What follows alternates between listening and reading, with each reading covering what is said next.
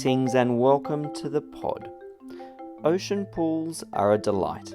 I love swimming in them, and they are also quite often simply beautiful places to be.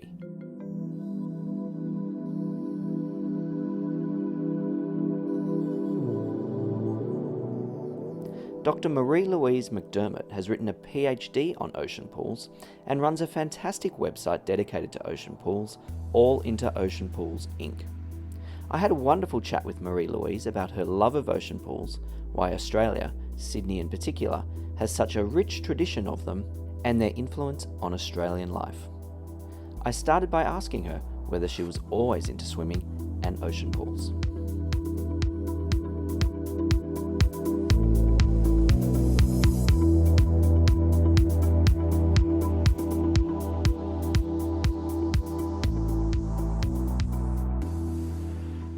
Well, it was a while coming. I was a late swimmer. I didn't learn to swim until I was 11 because I was an asthmatic child with a family doctor who believed you should keep asthmatic children out of water. So I spent a lot of time watching other people swim. So when I did learn to swim, it was a very big excitement for me. And I swam in various places. Ocean pools weren't terribly important to me until I was working down in Canberra, and I went with a friend to visit the Bermagui and went down to the Blue Pool there and thought it was the most wonderful place I'd ever encountered in my whole life. Yes, and then, of course, I realised that there were more things like the Blue Pool up and down the coast. The Blue Pool at Bermagui, it's a fabulous ocean pool. It's right at the foot of a cliff, and it's an extraordinary place. You come down to it, and it feels absolutely magical. And I think that one really got me interested in ocean pools. And then I was living on the New South Wales south coast and realised just how many of them there were in the Illawarra. And then I got really curious about these places and how many of them there were and how they'd come to be and why, although they were still sort of public places that were important to local communities and really well used, quite prominent and popular, they'd sort of dropped out of the way we talked about the coasts and the history of beaches and the history of swimming. So that they're places where that continued to be important long after the patrol beaches had come into being and continued to complement them, but somehow we'd sort of neglected the contribution that ocean pools had made to our beach cultures, our pool cultures, and the whole use of our recreational coasts. So I thought it was time to start having a look at that. And, decades later, I'm still looking. And you're still looking? And I found other people who share these interests, yeah. But the thesis title is great. Wet, Wild and Convivial, Past, Present and Future Contributions of Australia's Ocean Pools to Surf, Beach, Pool and Body Cultures and Recreational Coasts. It's fantastic. So how did ocean pools start in Australia? Well, ocean pools can be created by a variety of means. You can get ones that are purely created by natural forces. The figure eight pools in Royal National Park would be one of those. But mostly the ones we talk about are ones where the 19th century phrase was art has assisted nature. So there's people have dug, excavated swimming holes into rock platforms, or they've added some concrete to smooth them out, or they've created a concrete structure that's part of a rocky shore. So there are all sorts of ways to create them. So some of them were, natural; they were always there. Most of the ocean pools we use these days have been created since colonisation, because prior to that, the people who lived along the coast learned to swim and acquired their surf skills early, and they were very comfortable in the water and knew all the good swimming places along the coast, but had no need to really create these extra special places for bathing and swimming. And of course, with colonisation, we had a lot of people who had very few swimming or surf skills, but suddenly found themselves on a coast where the summers were hot and humid, and the most comfortable place to be was underwater for as long as possible. Okay. And I guess things like fear of sharks and, lack of surf skills is a driving factor. That's right. The sharks were always obvious. So while the first settlement happened at Sydney, in Sydney the settlement stayed concentrated on the harbour for a long time. And, of course, people were worried there about the sharks as well, so they created swimming enclosures. But the ocean pools themselves started first in the settlements where you had a colonising population living in close proximity to the surf coast, so at Newcastle and Wollongong. people were closer to the surf than they were in Sydney, where the population was still clustered around the harbour, and not very interested in the surf coast until the late 19th century. What about sewerage and raw runoff and that sort of thing? Did that affect the pools, or did that mean we needed pools? That really, water quality, it's always relative. It's compared to, what's the quality of water that you consider acceptable to swim in. And for a long time, people were happy to accept the water quality that was available in harbours, rivers, oceans, because the being cool was perhaps more important than the absolute cleanliness of the water. And also, you've got to look at the fact that water supply has been a big problem for a long time. For most coastal communities, an ocean pool or a tidal pool was the most affordable way to create a pool. They didn't have to pay for the water. The water was always there.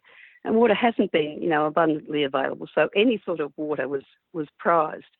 And people, the importance of swimming on their particular patch of the coast can be so important to them that people will be willing to overlook water quality. And you remember the stage when before Sydney acquired the deep ocean outfalls for its sewage around the end of the 20th century, that people, would make jokes about the surf at Bondi and the Bondi cigars. And they would keep surfing. Right. So water quality is very much what people will accept, and it also depends on the alternatives available. So until the last half of the 20th century, there really weren't that many in-ground pools because of the difficulty of, rivers and lakes and oceans. The water was there and it was free, and it was generally considered clean enough.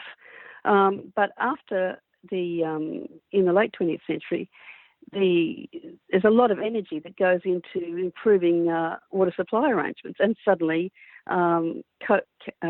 councils can afford to create in-ground and indoor pools with filtered chlorinated water.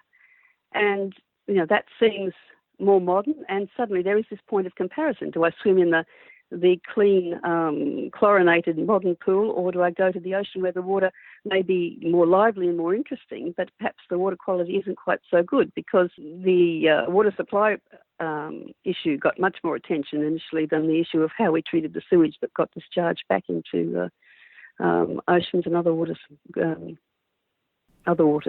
Yeah. So there was this lag phase, and you find that up from probably early 19th century through to the 1950s, ocean pools are, the easiest form of safe public swimming area that coastal communities along the surf coast can create. And it's only after that they start to be able to afford to create in-ground and indoor pools. And then, of course, people rather liked them.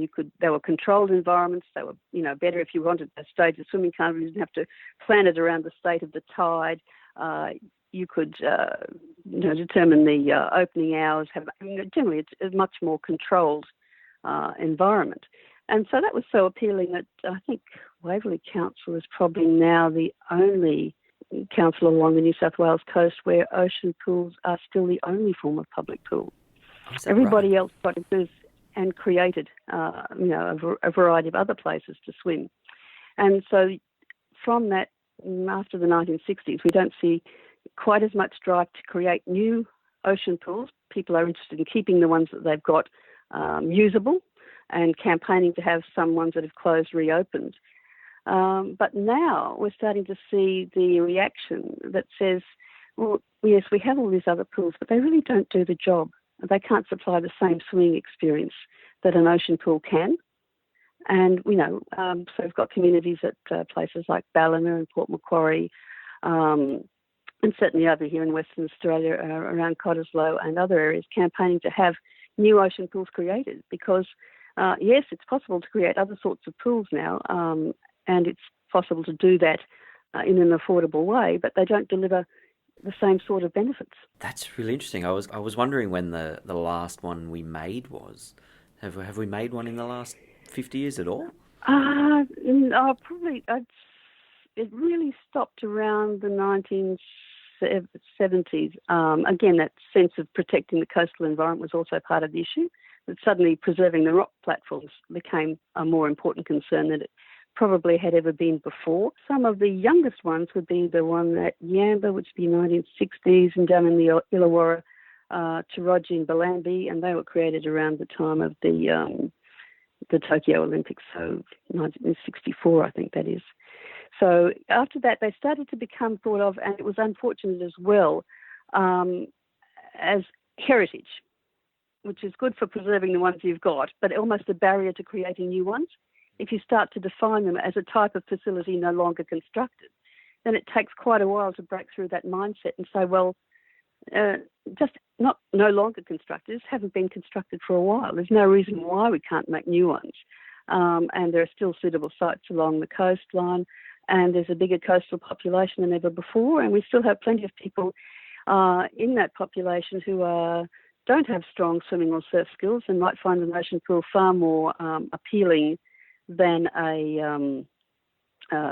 swimming between the flags at the patrol beach or swimming in other sorts of pools. And also, if you are a swimmer, they are a particularly interesting swimming experience because they're this lovely betwixt and between place. So they're part of the beachscape, they're part of the poolscape.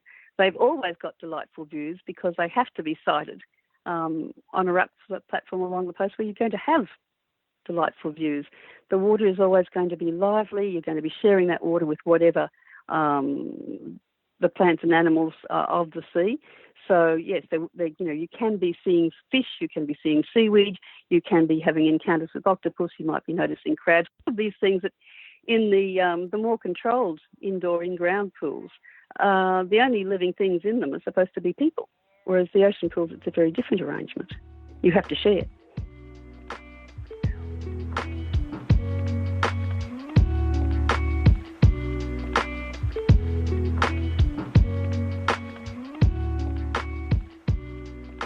Some of the early ones, the Bronte Bondi pools, were created by an engineer from the Harbours and Rivers Department of the New South Wales Government. And, I think very much that, New South Wales coast has very few really good harbours. So creating new harbours was an important thing to be doing in the 19th century. And you can think of, it's the same sort of skills. In a lot of ways, you can think of ocean pools as being safe harbours for swimmers. They're not absolutely safe, and that's part of their charm as well. But they're on the edge. Much more accessible if you're not a great swimmer. And also they're places where, yes, you can have a swimming club. You haven't been able to set an official record in seawater since the early 20th century. But if you're having a swimming club and the point of your club is to enjoy swimming and enjoy interacting with the members of your club, and you're prepared to have, happy and convivial competitions where it doesn't terribly matter if someone gets washed out of the pool or the waves make a difference. So you really can't get ever... it's a swimming environment where you can never stay totally focused on following the black line. Yes. It's always, making you pay attention to more of your surroundings than that. And I think it promotes that sense of conviviality. It's not about control, and it's not about just going fast. Yes, although, speaking of going fast, that's where all, Australia has a pretty storied swimming history. That's where a lot of Olympians learnt to swim. That's right, and and they were so the people who've swum at ocean pools. Well, you're looking at all of the early 19th, early 20th century. So Fanny Durack setting records in ocean pools, Annette Kellerman's performing at ocean pools, Alec Wickham, of course. All of the big swimming families of the time. New strokes are being developed. The Australian crawl really is a surf stroke that was developed in those ocean pools, and before that, when people were racing in those pools, they were they're doing side stroke, they're doing breaststroke, and you can see how the crawl stroke is much better adapted to surf conditions, and really much more helpful when your life saving starts to develop into surf life saving, so people can cover more ground faster. That's get right. People in time to rescue them with that stroke. Yeah. And allows you to breathe forward a little bit if you learn to do that, and which helps you in the surf. So, yeah, that's right. So the Cavill family were quite involved with the development of that stroke, and The fact that it's being developed in harbour and ocean pools, I think, really helps, and people can immediately see the benefit of that stroke rather than side stroke or breaststroke in those sorts of conditions. And Australia is, of course, not the only place in the world that has ocean pools. South Africa has a bit of a parallel to Australia, I understand. That's right. South Africa's are less well documented, but I was only there for about a couple of weeks in 2010, and I managed to photograph 50 ocean pools. So, so I think there are about, I think I've just seen an Instagram account that mentions 19 in Cape Town, and you'll find them in the Eastern Cape and also in KwaZulu-Natal along that coast as well. So yes, same sort of reasons, similar things, the colonising population wanting a safe way to swim, and also a very big awareness of the shark issues. Oh, South Africa especially, yes. And do you have a favourite around the world? Around the world? Well, I lived in Maroubra in Sydney for about 6 years, so I always do have a special feeling for the Marne Pool at Maroubra, which is one of those delightful pools that looks like the rock platforms just dissolved to create the pool, and where when the surf's up, it's an absolute washing machine of the pool. But it's so wonderful. You get people gathering at the top of the cliffs to admire it and photograph it, because it really does look fabulous on the wild days too. Even when you can't swim there. No, that's great, because I guess it sort of fits into the environment. There are some pools, ocean pools around the world, like the one on Waikiki. It's kind of had some environmental bad effects, as far as I understand it, with erosion of the sand. But then you've got the ones built into the rock that look like they're supposed to be there, are quite amazing. That's when I first started doing my work. I got a grant from the New South Wales Heritage Office to create a website about New South Wales ocean pools, which I set up, launched in 2006, took down in 2011 because I wanted to say, look at things rather differently by then. But one of the questions people asked me, they said, you're looking at the pools, but weren't they always there? And I thought that was a fabulous comment, because it shows that, they really are about design with nature. If you don't design well enough with nature, that pool is going to get swept away. And the ones that do stay do look like they belong, look like they should always have been there. Yeah. And people find it hard to imagine their favourite beaches without these places. I love Bilgola. I think that's a great pool. It's beautiful. Along the northern beaches, they're really very important too, because, there wasn't much settlement north of Manly for a long time. And, it was a lot of people who had came down for the weekend and would camp or had weekend houses. And so often the first community facilities that would be created, there'd be a patrol beach, which is pretty easy to set up because you need some lifesavers and a set of flags. And then very often, the ocean pool would come next, and it would help because, of course, our surf lifesavers are volunteers, so they're only able to patrol the beaches, on weekends and public holidays. So that the ocean pool complemented that by providing a place that people could swim in safety even when the beach nearby wasn't being patrolled. And they really did help spread, increase the density of settlement up on the northern beaches. And there are some women's only pools, aren't there, I believe? Or are they women's only times? Or No, at the moment I know of one ocean pool solely reserved for women and children. That's McIver's Baths, which is one of the 4 ocean pools around Sydney's Coogee Bay. But back in the 19th century, if you wanted to be respectful, you didn't have men, women and children all in the pool at the same time. Men had one set of either separate pool or separate hours. Women and children had the separate pool or separate hours. And they're often quite widely separated. So down at Coogee, the men are swimming at the rock pool, the Giles Baths rock pool on the northern headland.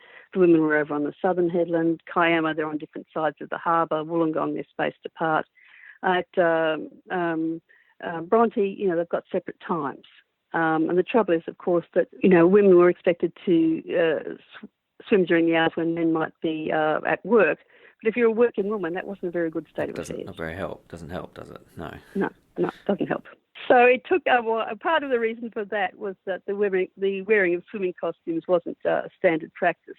And it was really when swimming became a sport and, a spectacle, people wanted to be watched and admired, that the wearing of swimming costumes became much more normalised. And then once that happened, the beaches, it wasn't considered respectable to swim. Well, it wasn't even legal to bathe on the open beach in the daylight hours. And after that was legalised, again, there was this attempt to keep things respectable by having men bathe separately from women and children.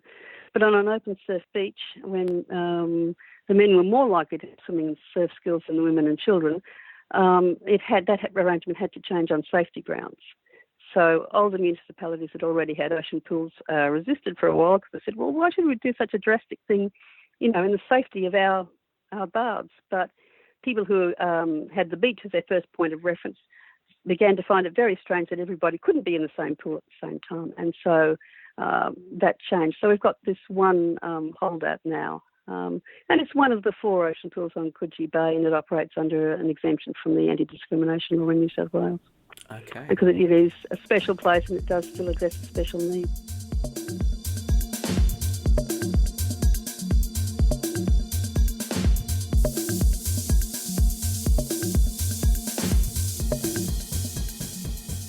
And you mentioned Annette Kellerman there. So she was you mentioned her earlier as an ocean swimmer, and she was quite famous with regards to swimming costumes and breaking down the issues there, wasn't she?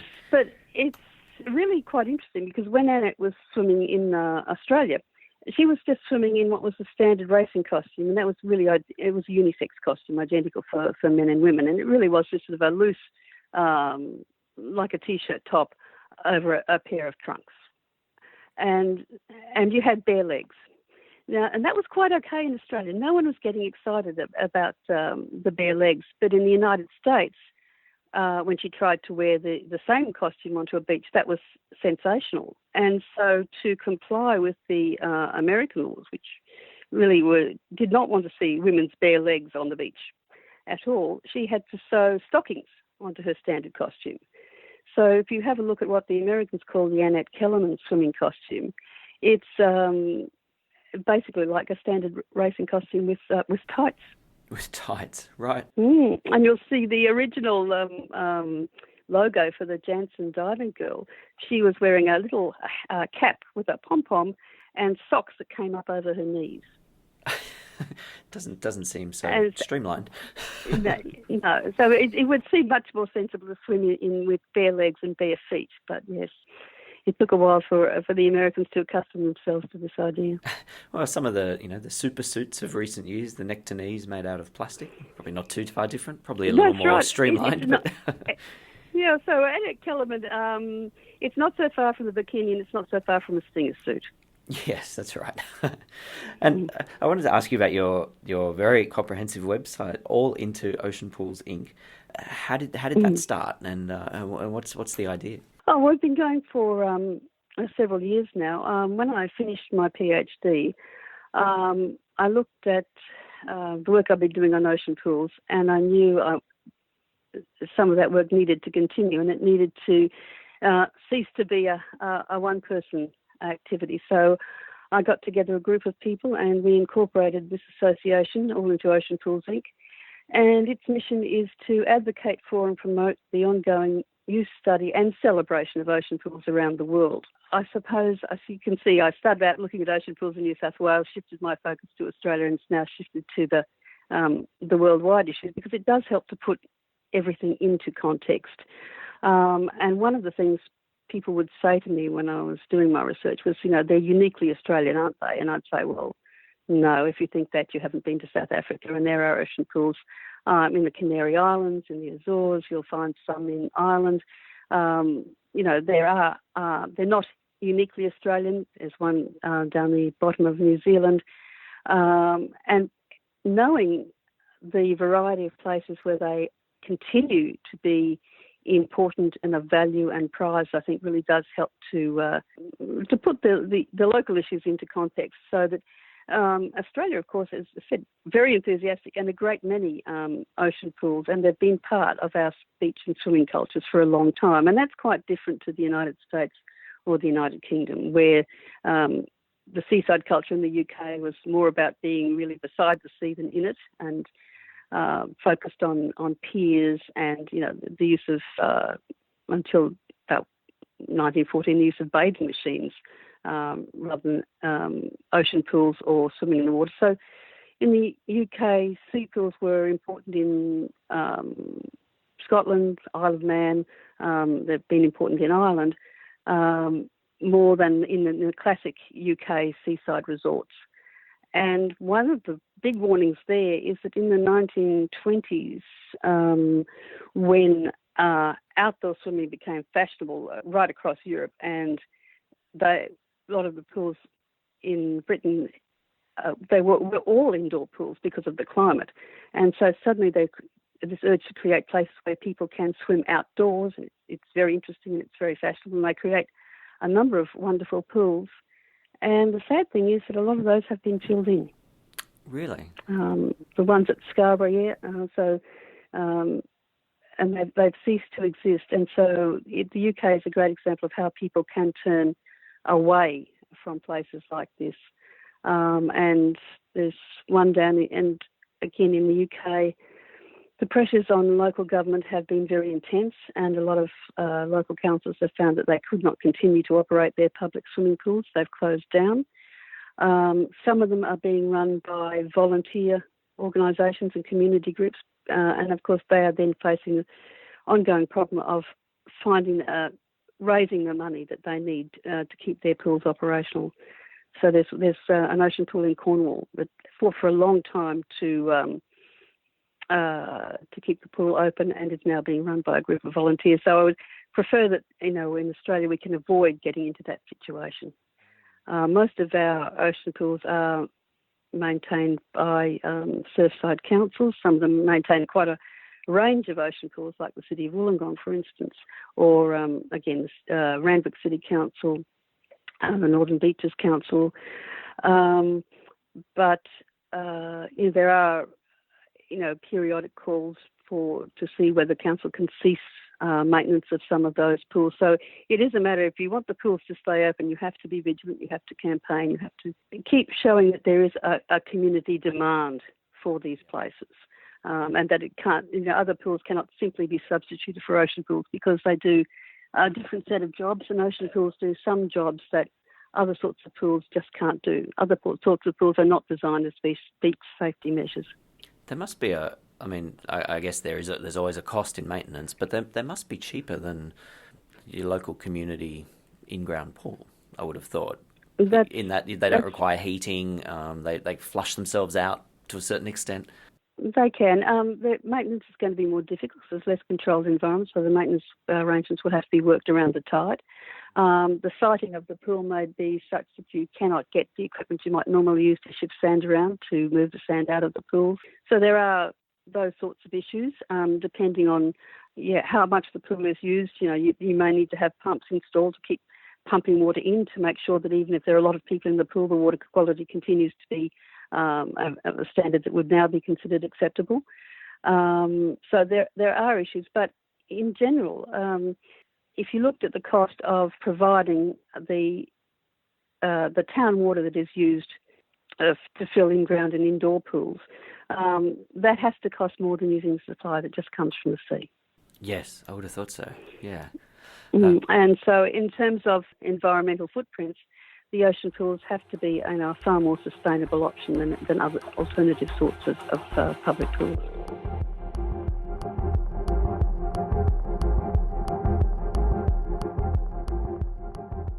And they're mostly public and free, aren't they? I mean, Bondi icebergs, I think you pay to swim in, but the vast majority... Bondi icebergs you pay to swim in. The Mackay's bars is, I think it's $2 now. Wiley's bars charges a fee.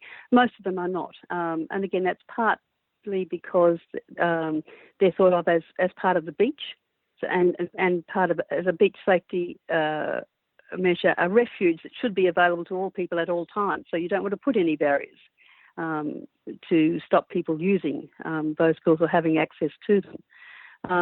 And so, so 19th century pools were often chargeable. Some of the municipalities like Kiama never did charge for their pools. But again, when they started to be thought of as part of the free public beach, the idea of charging for them just seemed absurd. Yeah, it doesn't quite seem right, does it? Yeah. Mm-hmm. I know I've taken you well over time, but I might ask you one more. Tell me about your art and literary awards that you offer for ocean pool inspired art. That's right, because as I said, our mission is to advocate for and promote the ongoing use, study and celebration of ocean pools. So one of the ways people celebrate ocean pools is by writing about them, by making artworks, taking pictures, making sculptures. So we wanted to showcase that aspect of ocean pools because particularly when people go out to do community consultation about ocean pools, they have the idea that there's only one way to use them, and that's actually to go down and sort of immerse yourself in the water, whereas I think there are many other ways that people use and relate to ocean pools.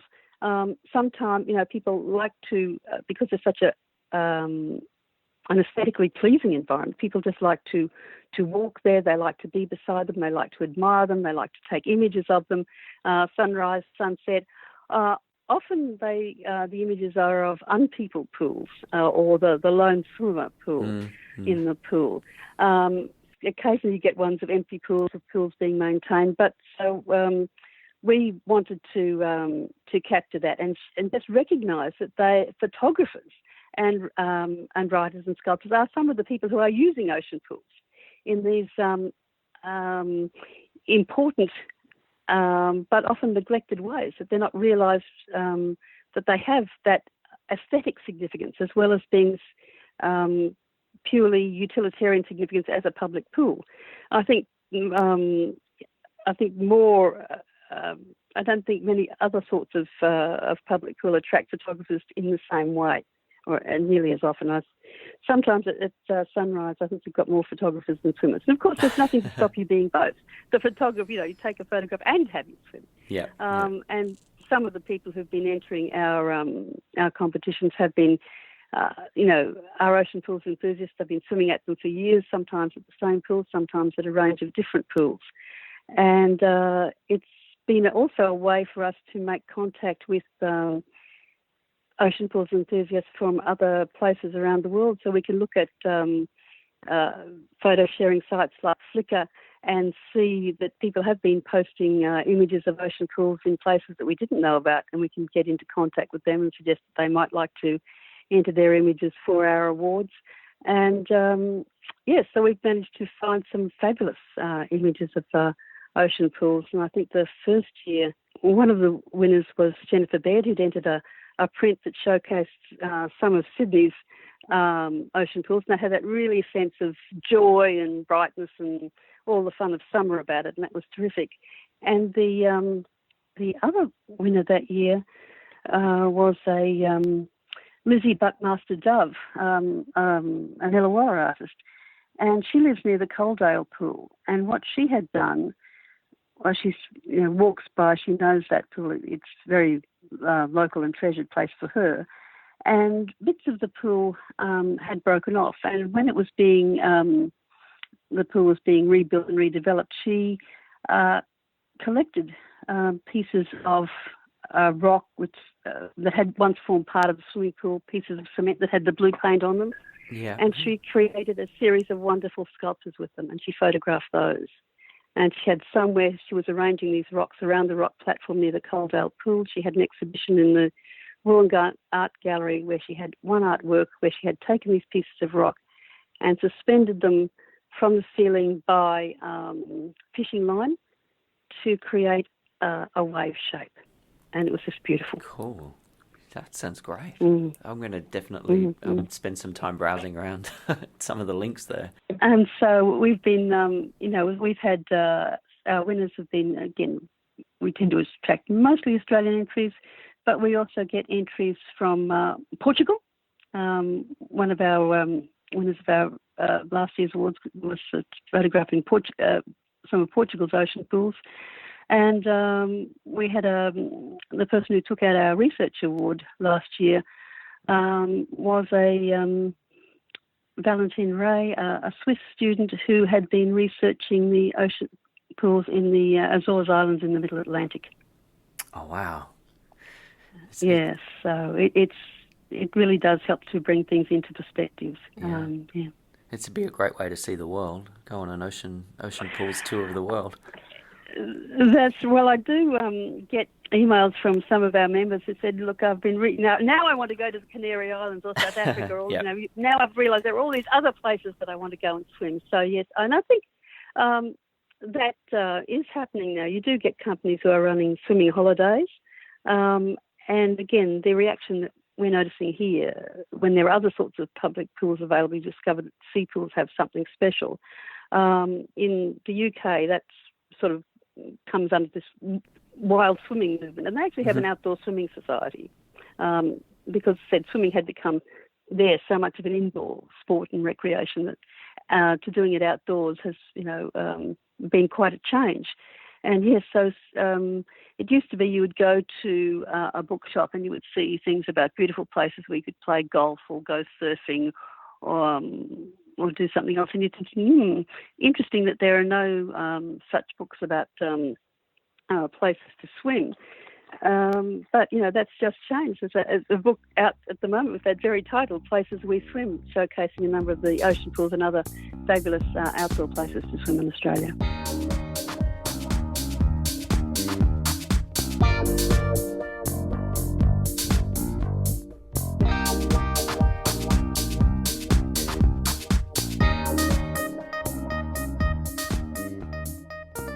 Even along the inland rivers. Again, if you were a small local government area, you couldn't guarantee the water quality in that river. It was beyond your scope and scale altogether, and that was why some communities then started turning their backs on the river and creating a place where they could control the quality of the water. As a safe and desirable, to create a safe and desirable place to swim. But I think keeping the ocean pools are going to have the same water quality as the waters around them. So keeping our coastal waters clean is a good idea, on every set of criteria I think you could think of. And as long as we can do that, then I think the ocean pools will always be a wonderful place to swim. And each one is, as you say, so distinctive that some of the indoor and in-ground pools have that sense of placelessness. You feel quite separated from the environment. Yep. Whereas an ocean pool, it's a very distinctive sense of place. Yes, I agree. I completely agree. And so just finally, so you're in WA now. Do you and you said you came late to swimming. Do you still swim? Do you have a local ocean pool that you get to? No, I haven't been doing very much swimming lately. If I swim, I'd probably swim at Bathers Beach at Fremantle. But these days, I'm more likely to be out on the river in my kayak. I live closer to the Swan River than I do to the ocean. Okay. Can you swim in the Swan River? Sometimes it depends on there can be algal issues. Okay. So, if we have a blue-green algae outbreak, and I live in the narrower part of the river where, you do have to keep an eye on water quality for those sorts of things. But yes, there is still a swim through Perth race that's held every year in the wider part of the river. Oh, right. Okay.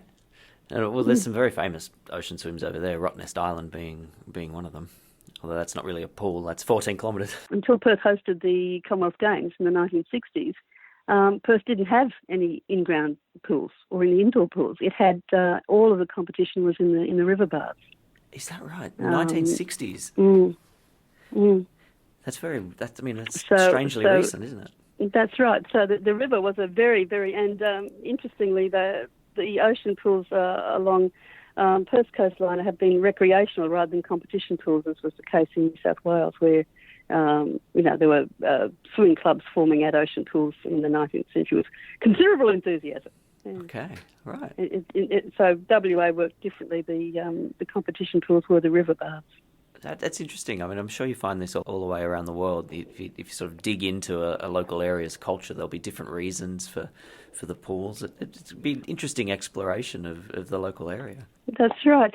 And I think Murray Phillips' centenary, Swimming Australia, 100 years, the history of swimming in Australia, he has a lovely chapter looking at the variety of places we swim and, ocean pools and other sorts of pools. But it's more variety than in a lot of other swimming and pool cultures. And I think that's very important to keep that variety, because if you swim in an ocean pool, you have to share that with other life forms. You have to accept that the force of the ocean is going to be bigger than you. You have to pay attention to the waves.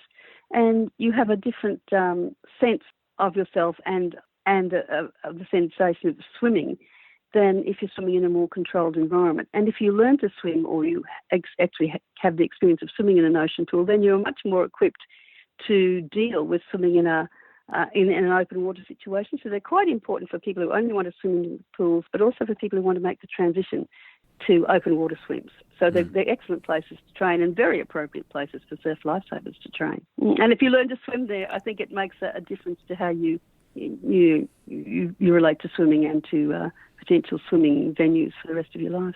I've taken you twice as long as I said I might, so I think that's probably all I had to ask. Except, maybe what's next in your research? Where are you going to take this?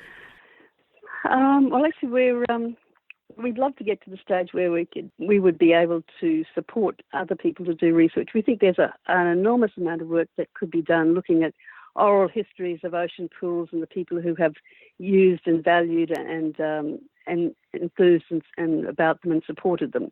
And I think each pool would very much have its own separate story, and I'd love to be able to start working on some things like that. But obviously we're a small group. We run on a shoestring, and we depend on memberships and donations. So if we can build more members, raise more money, acquire more sponsors, we'll be able to do more to advocate for and promote the ongoing use, study and celebration of ocean pools right around the world. And I think to give that sense of solidarity to people who are struggling to keep one pool open, to help them see themselves as part of a bigger picture and look at tactics that have worked elsewhere that they might be able to adopt, I think is a big help.